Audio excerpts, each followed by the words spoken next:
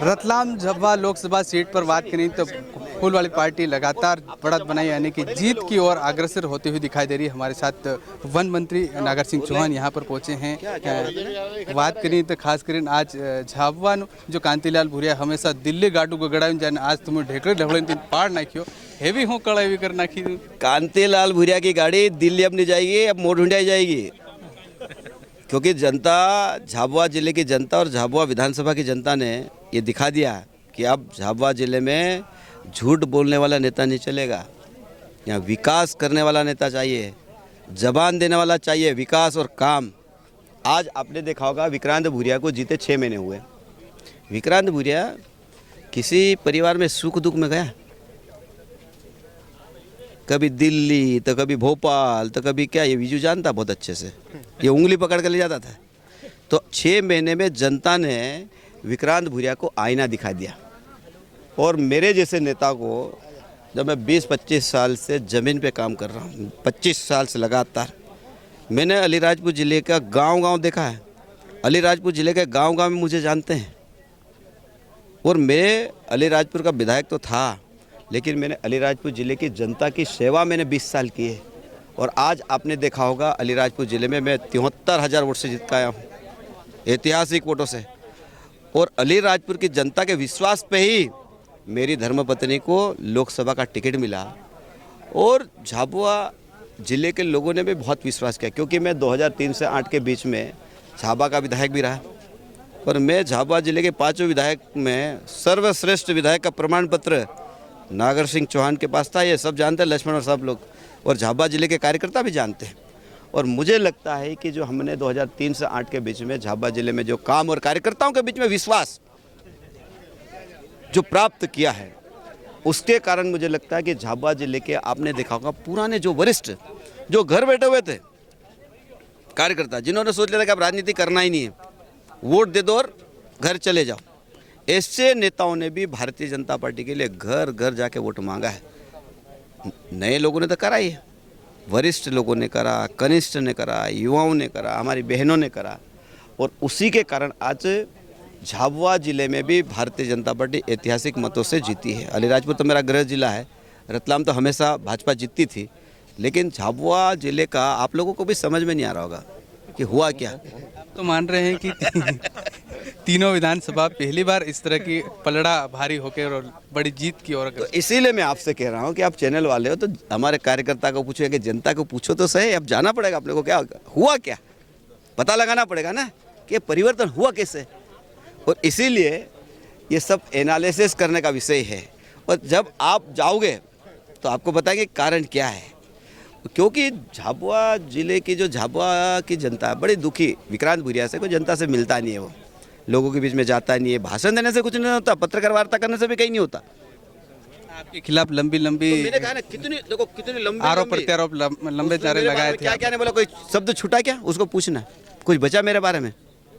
उसका सीधा ये था कि मुझे बदनाम करके, क्योंकि उसको विधानसभा चुनाव में भानु को बदनाम करके सफलता मिल गई थी।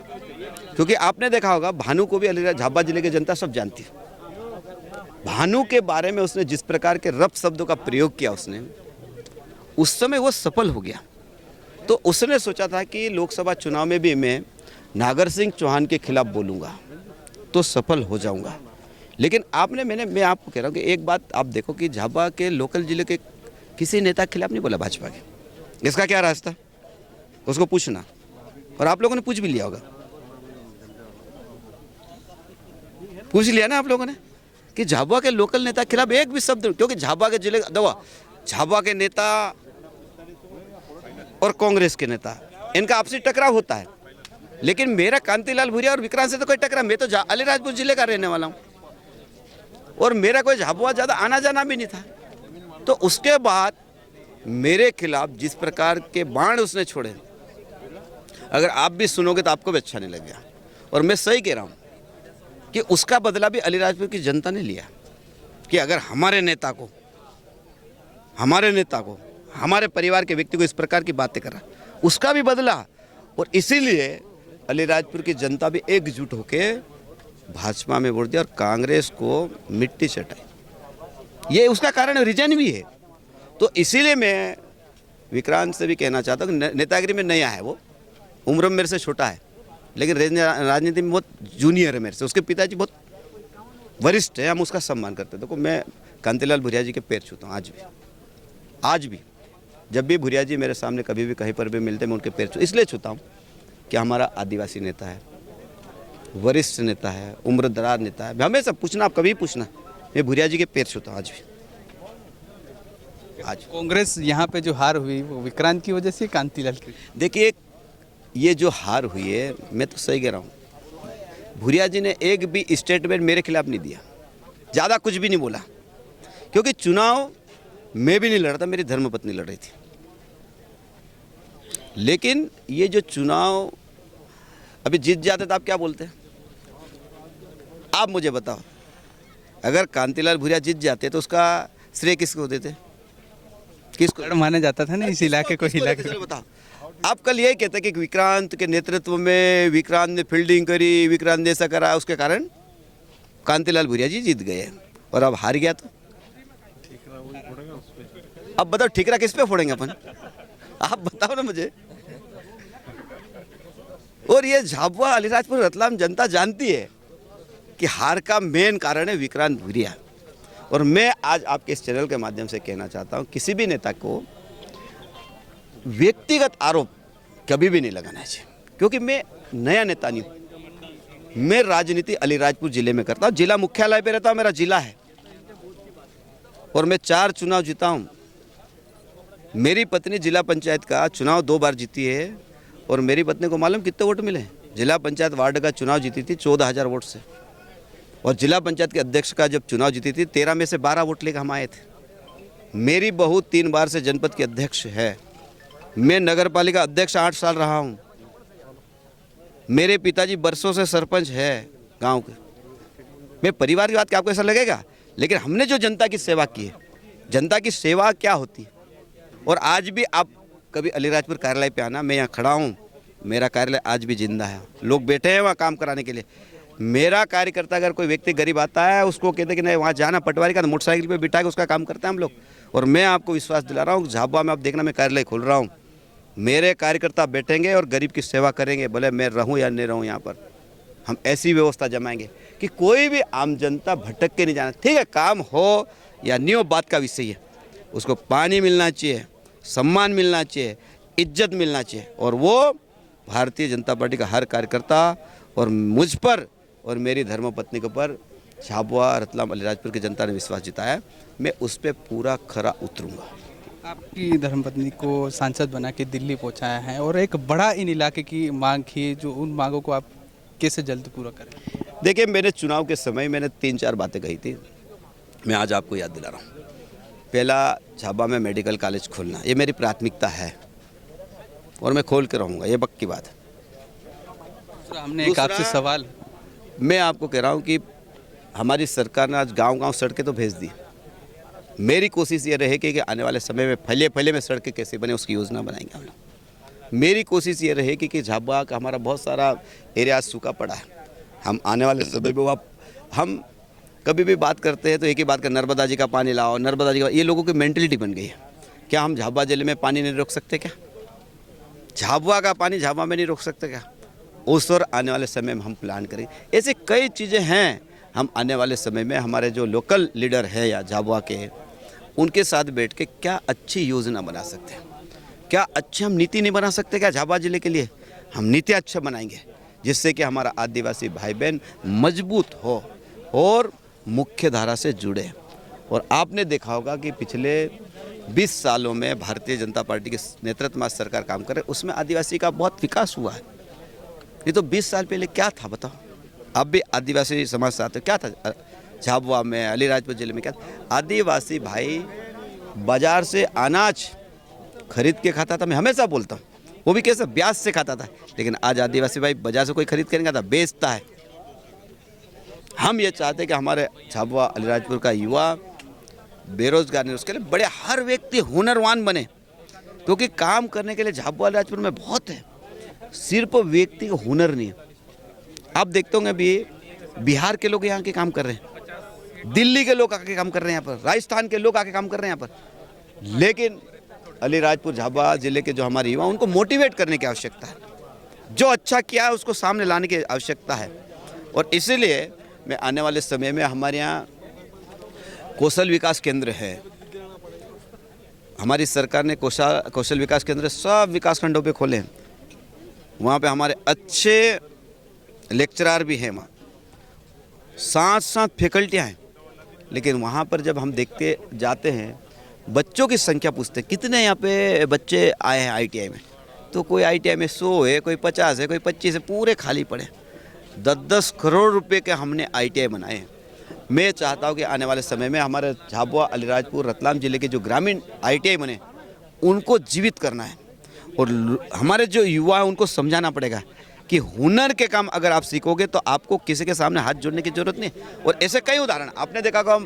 आज महिला समूह चल रहा है, महिला समूह में आज हमारी महिला कितने आगे बढ़ गई। बताओ, आज सिलाई मशीन का काम करती, एक महिला जो सिलाई मशीन का काम करती है, वो महिलाओं से पूछो कितना पैसा कमाते, 20-25 हज़ार रुपये कमाती। क्या बाकी महिला नहीं कर सकती है क्या? कई लोग हमारे किराने की दुकान लगाते शानदार, आज वो एक महीने में 30-30, 40-40 हज़ार रुपये कमाते।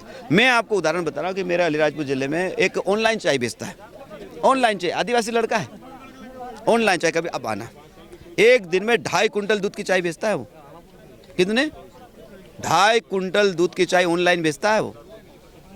आज बताओ, 2.5 कुंटल दूध की अगर वह चाय बेचता है तो दिन में पैसा कितना कमाता होगा बताओ। उसको नौकरी करने की ज़रूरत है क्या?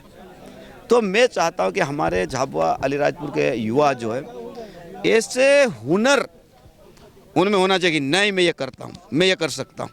आज आप देखते होंगे कि दाढ़ी कटिंग करने वाले बेटे, आज एक बेटा दाढ़ी और कटिंग बनाता, कम से कम 40 से 50 हज़ार रुपये महीना कमाता। क्या बाकी लोग नहीं कर सकते क्या? आज हमारे दाढ़ी कटिंग करने वाले वहाँ से राजस्थान से आ रहे हैं, दिल्ली से आए और दाढ़ी कटिंग कर रहे हैं। आज आइसक्रीम बेचने वाले बाहर के लोग हैं, यहाँ का कोई आदमी नहीं। क्या हम ऐसे काम नहीं कर सकते क्या? ऐसे बहुत सारे जो काम हैं हम बहुत अच्छे से कर सकते हैं। लेकिन आवश्यकता इस बात की है कि हमारे जो युवा हैं उनको मोटिवेट करने की आवश्यकता है। और मैं आपको विश्वास दिलाता हूं कि आने वाले समय में, मैंने कहा कि हमारे जो कौशल विकास केंद्र हैं उनको फिर से जीवित करके हमारे के युवाओं को कैसे हुनर मिले, हुनर बढ़ाना पड़ेगी। और जो बच्चे अच्छे पढ़ने वाले उनको नौकरी भी मिले, कोई दिक्कत थोड़ी है। बाबा देव, जो सामूहिक का बाबा देव तीर्थ स्थल है, उनके बारे में भी आपने कहा, क्या वो आने वाले समय में उनका बेहतर हो सकेगा? देखिए, सोमई बाबा हमारा झाबुआ जिले का आस्था का केंद्र है। अलीराजपुर के लोग काफ़ी संख्या में आते हैं बाबा सोमई, और झाबुआ जिले के लोग रविवार और गुरुवार के दिन भारी संख्या में लोग वहाँ पर बाबा से आशीर्वाद लेने के लिए आते हैं। और वहाँ का जितना भी विकास हुआ है, आपने देखा होगा कि मध्य प्रदेश के तत्कालीन मुख्यमंत्री शिवराज सिंह चौहान ने उस समय 2 करोड़ रुपए की घोषणा की थी रानापुर में, और आज वहाँ तक शानदार आज सड़कें बन के तैयार हो गई। लेकिन आने वाले समय में वहाँ का जो हमारा जो काम करने वाले लोग हैं, संभालने वाले लोग हैं, उनसे हम बात करेंगे कि और वहाँ क्या अच्छा कर सकते हैं। क्योंकि मैं मध्य प्रदेश का वन मंत्री भी हूँ, मैं चाहता हूँ कि झाबुआ जिला भी हरा भरा हो। आने वाले समय में हमने हाथी पावा को लक्ष्य बनाया, हाथी पावा को हरियाली करेंगे क्योंकि झाबुआ की शान है। लेकिन अभी तक उस पर भी किसी ने ध्यान दिया नहीं। मैं चाहता हूं कि हाथी पावा भी झाबुआ शहर की शान बनना चाहिए। समोई बाबा भी हमारे आदिवासी भाइयों बहनों का आस्था का केंद्र है, उसका अच्छे से डेवलप के साथ उसकी भी आने वाले समय में हम लोग प्लानिंग करेंगे। क्या गुमान सिंह डामोर दिख नहीं रहे हैं आपकी खुशी से, क्या नाराज?